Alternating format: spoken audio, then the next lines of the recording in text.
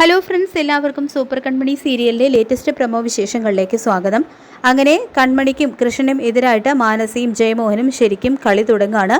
മാനസ പുറത്തു പോയുള്ള കളിയാണെങ്കിൽ ജയമോഹൻ അലികയുടെ ഉള്ളിൽ നിന്ന് തന്നെ കളിക്കുന്നുണ്ട്. പിന്നീട് കൃഷ്ണൻ്റെ ഫ്രണ്ട് രാഹുലിനെ മാനസ തൻ്റെ അരികിലേക്ക് വിളിച്ചു വരുത്തുന്നുണ്ട്. തൻ്റെ ഐഡൻറ്റിറ്റി വെളിപ്പെടുത്തിയിട്ടാണ് വെളിപ്പെടുത്താതെയാണോ എന്ന് അറിയില്ല. താൻ ഇന്ന സ്ഥലത്ത് ഉണ്ടാകുമെന്ന് അറിയിക്കുന്ന മാനസയെ അങ്ങോട്ട് പോയി രാഹുൽ കാണുന്നുണ്ട്. മാനസ കൈ കൊടുക്കുമ്പോൾ രാഹുൽ ഒരു മടിയും കൂടാതെ തിരിച്ചും കൈ കൊടുക്കുകയാണ്. പക്ഷെ അതൊന്നും കൃഷ അറിയുന്നില്ല. ആ ദുഷ്ടത്തി മാനസയ്ക്ക് ഇത്രയ്ക്കൊന്നും തിരിച്ചടിയിൽ കിട്ടിയാൽ പോരാ, അതിലധികമാണ് അവൾക്ക് കിട്ടാൻ ഒരുക്കിയിരിക്കുന്നത്. അത്രയ്ക്കധികം ദുഷ്ടതയാണ് അവൾ ചെയ്തു കൂട്ടിക്കൊണ്ടിരിക്കുന്നത്. അവൾക്ക് കിട്ടാൻ പോകുന്ന തിരിച്ചടി അതവൾ ചിന്തിക്കുന്നതിലും അപ്പുറമായിരിക്കും. ആ പാവം ശ്രീനിവാസിനെ തല്ലിച്ചതച്ച് അയാൾ ആശുപത്രിയിലാണ്. എന്തായാലും കൺമണിയുടെയും കൃഷിൻ്റെയും ഒക്കെ നീക്കങ്ങൾ അവർ അതീവ രഹസ്യമായി വെച്ചിരിക്കുന്നത് എങ്ങനെയാണ് മാനസ അറിയുന്നത് എന്നറിയില്ല. ഇതിനിടയിൽ ഏതോ ഒരു ചാരൻ ഒളിഞ്ഞിരിപ്പുണ്ടെന്ന് തോന്നുന്നു. രണ്ടു കൂട്ടരുടെയും വിശ്വസ്തൻ എന്ന് നടിക്കുന്ന ഒരാൾ.